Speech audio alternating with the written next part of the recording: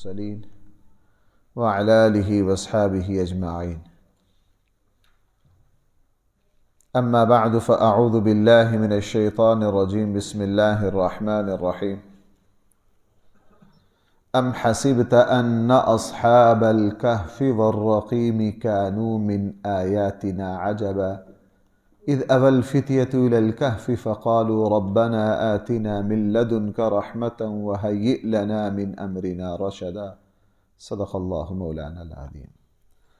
ام حسبت، آپ کا کیا گمان ہے، آپ کیا خیال کرتے ہیں، ان اصحاب الکہف والرقیم، کہ اصحاب کہف اور اصحاب رقیم کانوا من آیاتنا عجبا، دونوں ہماری نشانیوں میں سے عجیب نشانی ہے۔ یہاں مفسرین نے دو طرح ترجمے کیے ہیں۔ ایک تو انہوں نے ام حسبتا کا جو ہماری نحوی زبان ہے اس میں تو یہ ہوتا کہ آیا یہ تعجب کے لیے ہے یا استفہام کے لیے ہے، کس لیے ہے۔ ایک کے اعتبار سے معنی یہ بنتا ہے کہ یہ جو ہے نا اصحاب کہف کا واقعہ، یہ بہت عجیب واقعہ ہے۔ دوسرے کے اعتبار سے معنی بنتا ہے کہ اصحاب کہف کا جو واقعہ تم کیا سمجھتے ہو صرف یہی عجیب ہے، یہ تو کچھ بھی عجیب نہیں، ہماری قدرت کی نشانیاں تو اس سے بھی اوپر ہیں،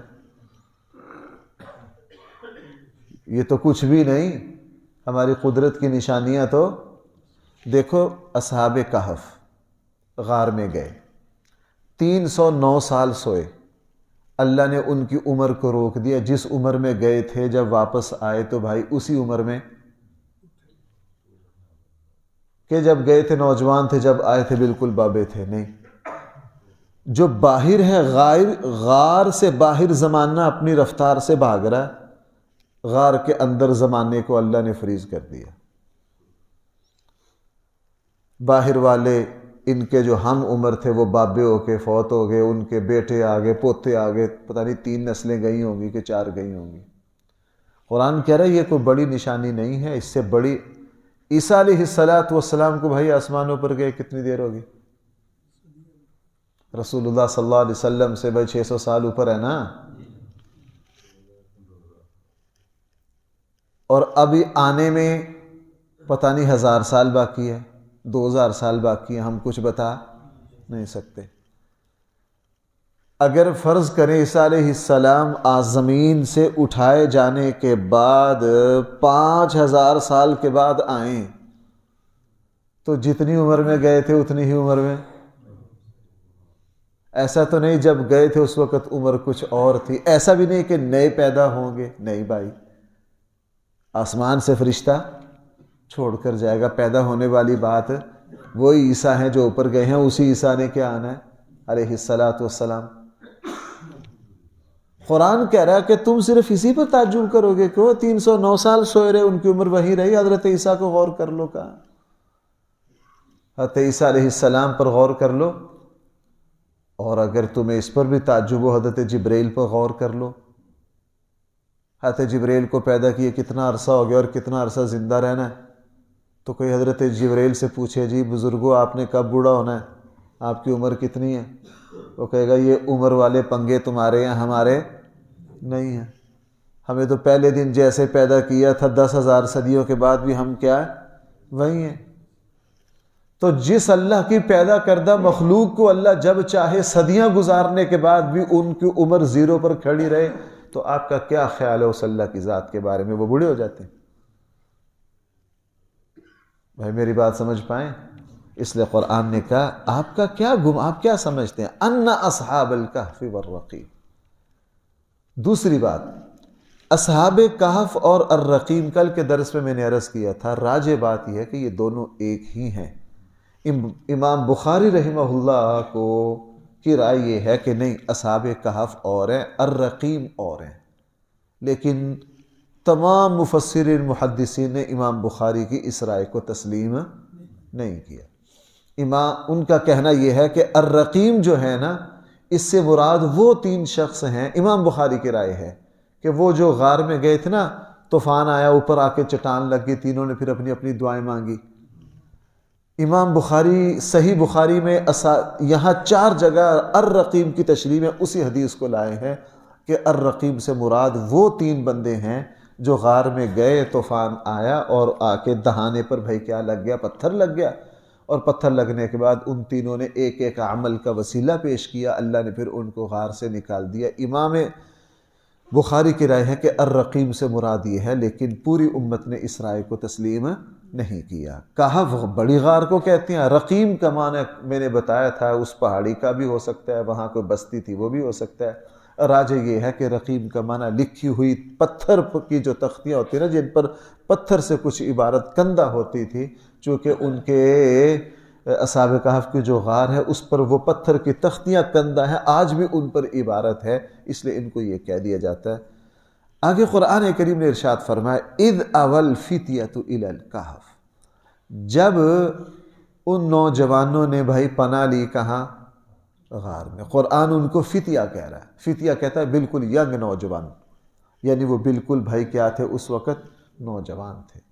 اور آپ کو پتہ ہے کہ ان نوجوانوں نے اپنی جوانی میں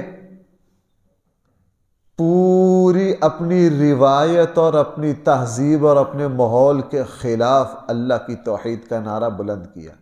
میں نے پیچھے 2-3 رکوع پہلے شاکلہ کی تشریح کی تھی، بھائی قل کل یعمل علی شاکلتی۔ شاکلہ توڑنا کیا ہے؟ بڑا مشکل کام ہے۔ اپنے دائیں بائیں کے ماحول کو غلط اور صحیح کی بنیاد پر بالکل ہٹا۔ مثلاً یار میں اس کو آج کے زمانے کی مثال دوں، ہمارے یہاں ہم کہتے ہیں یہ برات یہ ہندوانہ رسم ہے۔ اگر آج کا کوئی مسلمان کھڑا ہو کے کہے جی یہ میں برات کو بالکل نہیں مانتا، نہ میں نے اپنے بیٹے کی برات کو لے کر جانا ہے، یہ اس کے لیے آسان ہے، چونکہ دائیں بائیں کا ماحول ہے۔ بہرحال دائیں بائیں کا ماحول سارا شرک کا، یہ شاہی خاندان کے نوجوان بڑے بڑے عہدوں پر فائز، لیکن ان نوجوانوں نے اللہ کی ذات پر بھروسہ کر کے انہوں نے اللہ کی توحید کا علم بلند کیا۔ اسی لیے حدیث میں ہے اللہ تعالی عرش کے سائے میں، صحیح بخاری میں، مسلم میں، تقریباً اکثر جگہ یہ حدیث موجود ہے، صحیح حدیث ہے۔ رسول اللہ صلی اللہ علیہ وسلم نے فرمایا اللہ کے عرش کے سائے میں جن 7 خوبیاں اور صفات والے لوگوں کو کل قیامت والے دن سایہ نصیب ہوگا، ان میں سے ایک وہ مسلمان ہوں گے جنہوں نے جوانی میں بھائی کس کو یاد کیا؟ جوانی میں قوتیں انسان، حضور نے فرمایا نا الشباب شعبۃ من الجنون، جوانی میں اگر کوئی خیر کی طرف آ جائے اس سے بڑا سعادت مند کوئی نہیں، اس سے بڑا سعادت مند کوئی نہیں۔ اور آپ کو پتہ ہے رسول اللہ صلی اللہ علیہ وسلم پر ایمان لانے والے شروع میں بھائی سارے کون تھے؟ نوجوان۔ مکہ کے چودھریوں نے تو مانا نہیں نا۔ سیدنا صدیق اکبر ایمان لائے، عمر تھی 38 سال۔ بھائی 38 سال میں بندہ بوڑھا تو نہیں نا ہوتا۔ حضرت عمر رضی اللہ عنہ ایمان لائے، 27-28 سال عمر بنتی۔ حضرت علی رضی اللہ عنہ ایمان لائے، وہ تو بالکل ہی ابھی بچپنے کے آخر میں تھے۔ اکثر صحابہ، یہ کون ہے؟ سعد بن ابی وقاص، یہ کون ہے؟ حضرت طلحہ، حضرت زبیر، حضرت عثمان، سب جوانی میں۔ اسی لیے مکہ کے لوگ پتہ کیا کرتے؟ توہین کے لیے وہ کیا کرتے؟ انہوں نے کہا یہ نوجوان، اگر اسلام میں کوئی خیر تھی تو ان لڑکے، انہوں نے خیر کی طرف جانا تھا، اور ہم بڑے بڑے سردار پیچھے رہ جاتے۔ توہین کے لیے کہا کرتے تھے۔ لیکن بھائی یہ اللہ کی شان ہے۔ قرآن کریم نے یہاں ان کی جوانی کو بطور خاص اذ اول فتیۃ، وہ نوجوان تھے، الی الکہف، جنہوں نے غار میں پناہ لی، اور جس وقت جانے لگے تو انہوں نے کیا کہا؟ ربنا آتنا من لدنک، اے ہمارے رب ہمیں اپنی طرف سے اپنی رحمت عطا کر، ہمارے اوپر مشکل آ گئی۔ اور کل کے درس میں نے حوالہ دیا تھا سیدنا موسیٰ کلیم اللہ پر جب اچانک وطن چھوڑ کے، حضرت موسیٰ علیہ السلام نے اس سے پیچھے تو شاہی زندگی گزاری تھی نا، فرعون کے گھر میں، شاہی خاندان میں پلے، اچانک قتل کا معاملہ ہو گیا، اور اس کے بدلے میں فرعون کی طرف سے موسیٰ علیہ السلام کے قتل کے آرڈر جاری ہو گئے۔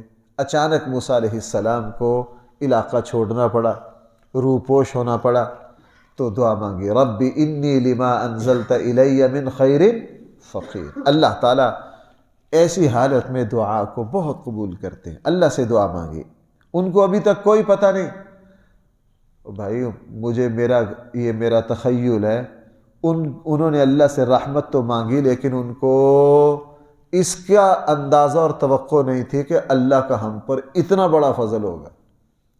اور جیسے حضرت عائشہ رضی اللہ عنہا پر جب تہمت لگی نا، تو حضرت عائشہ کیا فرمایا کرتی تھی، مجھے اللہ کی ذات سے امید تھی کہ میری پاکی انشاءاللہ میرا اللہ کیا کرے گا، بیان کرے گا، لیکن مجھے اس کی امید نہیں تھی کہ پورے قرآن کی 10 آیتیں ہی آ جائیں گی میری پاکی کے لیے، اور قیامت تک میری پاکی قرآن میں تلاوت ہوگی، پڑھی جائے گی۔ مجھے یہ تھا کہ اللہ تعالیٰ اپنے نبی پر وحی بھیج دیں گے، جبرائیل آ جائیں گے، آ کے کہہ دیں گے کہ آپ کے اللہ کہہ رہے ہیں کہ یہ ساری بات کیا ہے، جھوٹی ہے، لیکن مجھے اپنے اللہ اس کی توقع نہیں تھی کہ میرا اللہ مجھ پر اتنی مہربانی کریں گے کہ میری پاکی میں کتنی آیتیں اتریں گی، 10 آیتیں اتریں گی، اور قیامت تک ممبر و محراب میں ان کی بھائی کیا ہوگی، تلاوت ہوگی۔ ابھی اور یہی معاملہ بھائیو میرا اور آپ کا ہے، ہم اپنے اعتبار سے چھوٹی چھوٹی چیزیں مانگ لیتے ہیں، ہمیں کیا پتہ ہمارا اللہ ہمیں کتنی کتنی بڑی نعمتوں سے نوازنا چاہتا ہے۔ اس لیے میں نے آپ سے عرض کیا تھا، وہ مشہور صحابی ہیں، ان کی حدیث ہے، وہ اصل میں تہجد کے وقت نا ان کا بیٹے اللہ سے دعا مانگ رہے تھے، وہ اس دعا میں نا اپنی طرف سے کچھ قیدیں لگا رہے تھے، تو انہوں نے اسی وقت کہا بیٹے ہمیں اللہ کے نبی نے دعا میں قیدیں لگانے سے منع کیا، رہائش چاہیے نا، یہ نہیں اے اللہ مجھے فلاں ٹاؤن میں اور جو فلاں والا جو مکان ہے وہ چاہیے، یہ ہم نے چھوٹی چیز مانگی، اے میرے اللہ مجھے عزت والی رہائش چاہیے۔ اللہ کہیں گے دیکھ اب تیرے لیے کتنا اعلیٰ انتظام کرتے ہیں، تیرے لیے کتنا۔ میں ویسے نوجوانوں کو اکثر کہتا ہوں، یہاں تو سارے بابے ہیں، بابوں کو کیا کہنے یہ بات، نوجوانوں کو وہ شادیوں میں اپنے اپنے انتخاب پر اڑتے ہیں، تو بھائی پھر یہ جتنے لو میرج والے ہیں دھکے بھی کھاتے ہیں کہ نہیں؟ میرے یہاں طلاق کے مسائل آتے ہیں نا، جتنا مجھے اندازہ شاید آپ حضرات کو اتنا اندازہ نہیں ہے،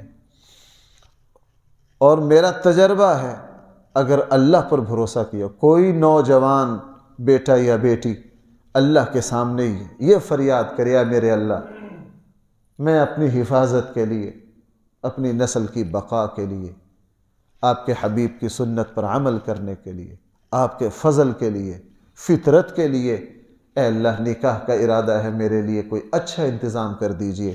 اللہ تعالیٰ ہماری سوچ سے، دعا مانگنے والے کے فہم سے بڑھ کر کیا کریں گے، اس کے لیے انتظام کریں گے۔ ہم اپنی دعاؤں میں اللہ پر بھروسہ نہیں، اس لیے اللہ تعالیٰ سے بس رزق حلال مانگو، وسعت کے ساتھ مانگو، اس کی تفصیلات نہیں، اس اللہ ایسا دے گا کہ ہم خود کہیں گے یا اللہ میں تو اس کا اہل ہی نہیں تھا، یا اللہ میری تو اتنی حیثیت اور اوقات ہی نہیں تھی کہ آپ نے اتنا۔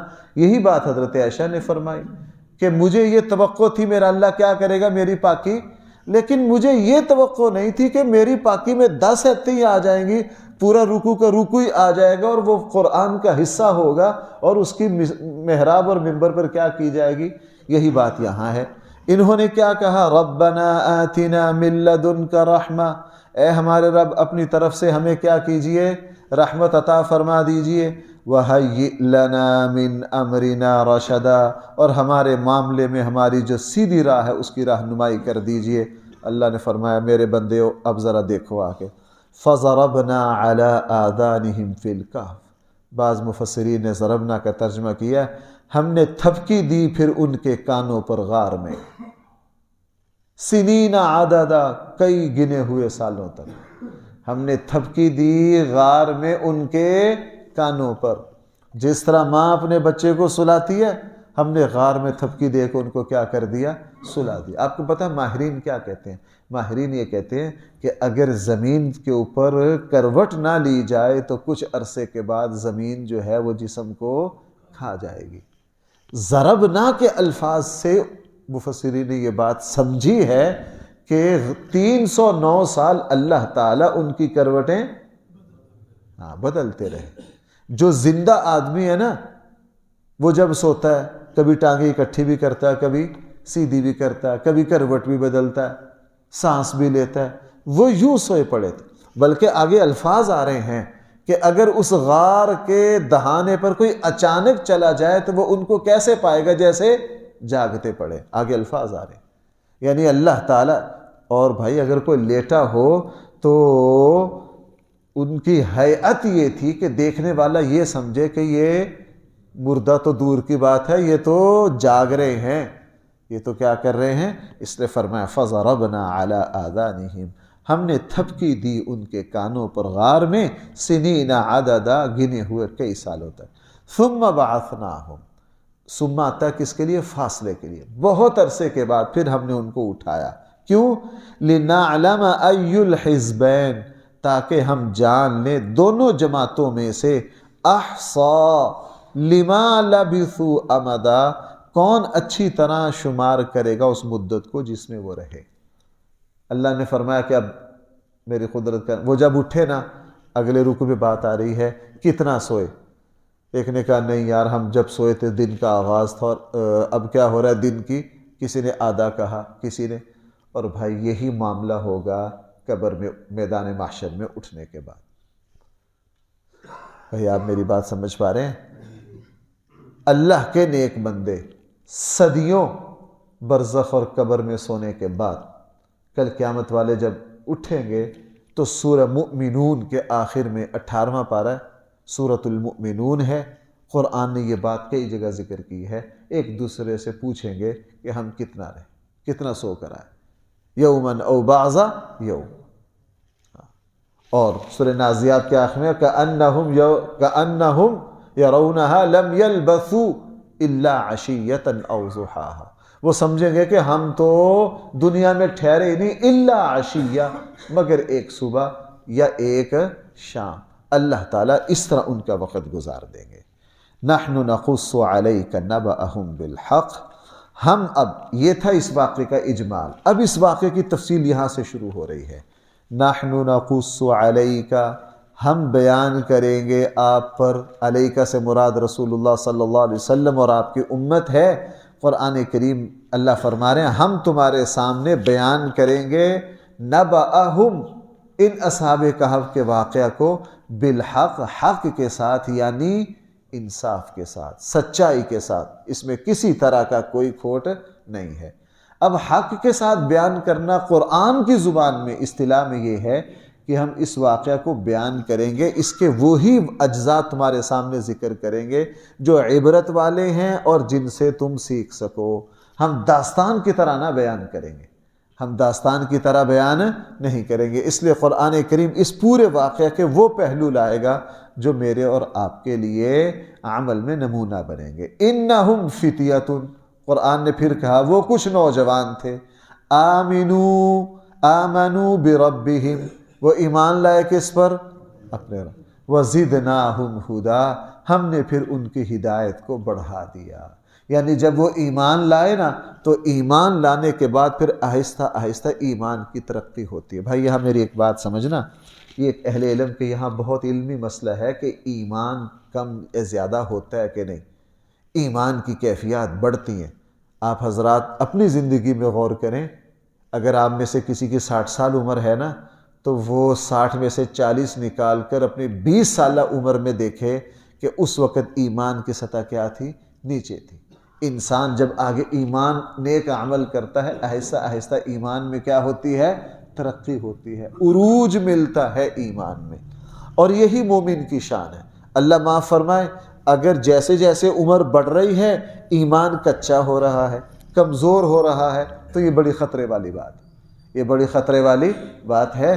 رسول اللہ صلی اللہ علیہ وسلم کی دعاؤں میں ہے اے اللہ ہمارے ایمان کو بڑھا دیجئے۔ قرآن نے ایک جگہ فرمایا وزاد انما المؤمنون الذین اذا ذکر اللہ وجلت قلوبہم واذا تلیت علیہم آیاتہ زادتہم ایمانا، ان کا ایمان بڑھ جاتا ہے، ان کا ایمان۔ اب ایمان بڑھتا کس طرح ہے؟ اللہ تعالیٰ نے فرمایا یہ ایمان لائے، پھر ہم نے ان کے ہدایت اور ایمان کو کیا کیا؟ بڑھا دیا۔ ایمان بڑھتا ہے نیک عمل سے، ایمان بڑھتا ہے اللہ کی قدرت پر غور کرنے سے، ایمان بڑھتا ہے اللہ تعالیٰ کی آیات میں غور کرنے سے، ایمان جو بڑھتا ہے وہ ایمان کے واقعات اور تذکرے سے بڑھتا ہے۔ اس لیے قرآن کا جو بندہ جتنا مطالعہ کرے گا اس کے ایمان میں بھائی کیا ہوگی، اتنا ہی ترقی ہوگی، اتنا ہی کمال پیدا ہوگا۔ انہم فتیۃ، وہ کچھ نوجوان تھے، آمنوا بربہم، وہ ایمان لائے بھائی کس پر، اپنے، وزدناہم ہدی، اور ہم نے پھر ان کی ہدایت کو بڑھا دیا۔ یہ سلسلہ کلام چل رہا ہے، اس آیت سے انشاءاللہ دوبارہ چلیں گے۔ اللہ تعالی ہم سب کو صحیح فہم عطا فرمائے۔ الحمدللہ رب العالمین، والصلاة والسلام علی سید الانبیاء والمرسلین وعلی آلہ واصحابہ اجمعین۔ ربنا آتنا فی الدنیا حسنہ وفی الآخرۃ حسنہ وقنا عذاب النار۔ صلی اللہ تعالی علی خیر خلقہ سیدنا مولانا محمد وآلہ واصحابہ اجمعین۔